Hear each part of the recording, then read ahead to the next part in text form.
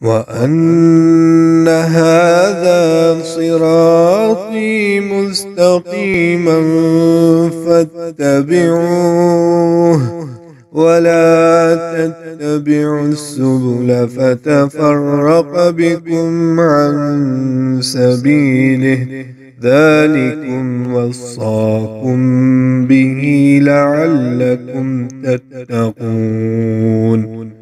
اعوذ باللہ من الشیطان الرجیم بسم اللہ الرحمن الرحیم۔ وعلیکم السلام ورحمۃ اللہ وبرکاتہ۔ کیا الٹراساؤنڈ کروا کر میل یا فیمیل جینڈر معلوم کرنا درست ہے؟ اگر تو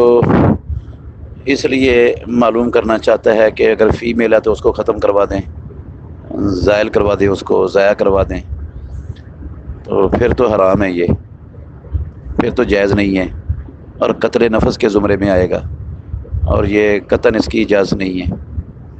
اور اگر ویسے ہی معلوم کرنا چاہتا ہے تو حرج کوئی نہیں ہے، لیکن اس پر 100% یقین کی گنجائش نہیں ہے، کیونکہ اصل علم جو ہے نا وہ اللہ رب العالمین کے پاس ہے۔ یہ ایک اندازہ ہوتا ہے، غالب گمان اس کو کہہ سکتے ہیں۔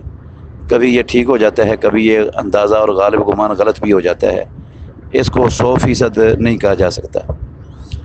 ویسے بھی جو ہے نا الٹراساؤنڈ سے اگر اکثر طور پر پتہ چل جاتا ہے تو یہ